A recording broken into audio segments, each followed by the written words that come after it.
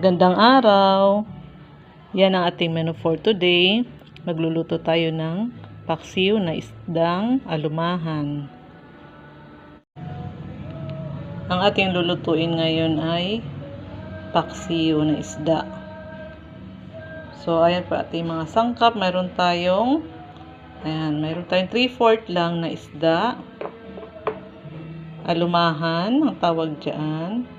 So, meron tayong bawang, meron tayong paminta, luya, and then ito meron tayong paminta, so meron tayong asin, meron tayong vinegar, so meron tayong gulay na i-topping. Masarap kasi pag may gulay naman.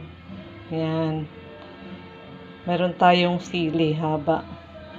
So, ayan, meron tayong tubig na pansabaw. So, start na natin ang pagluluto ng paksyong isda. So, ayan, sa isang pan,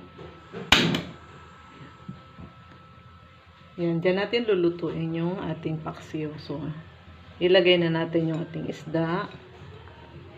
Simple lang naman. Simpleng pagluluto lang to. So, ayan, nilagay na natin yung ating isda. Lagay na natin yung ating mga seasonings. Lagyan natin ng konting tubig para hindi masunog naman. Lagay natin yung ating bawang. Lagay na natin agad yung ating luya. So, para masarap naman yung ating paksiw.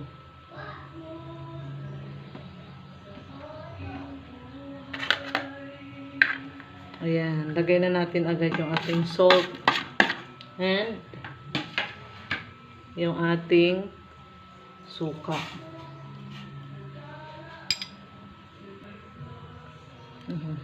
Add na rin natin yung ating ground pepper or yung ating paminta. So, ayan, pakuluin lang natin. Then, lagay na natin yung ating gulay later. So, ayan, pakuluan muna natin. Ayan, open na natin. Kumukulo na rin yung ating sabaw. So, ilagay na natin yung ating gulay. Ayan. Masarap sa paksiw may gulay.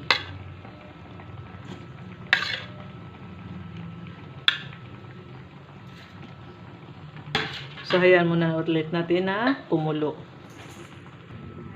Ayan. So, unting kulo lang ng gulay. Lagay na natin yung ating sili.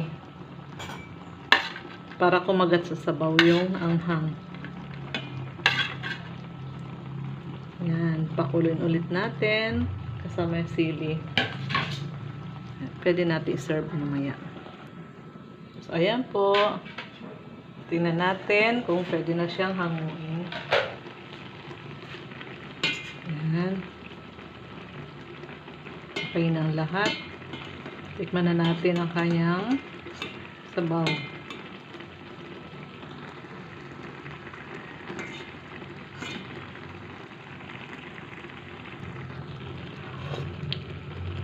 Sakto lang po.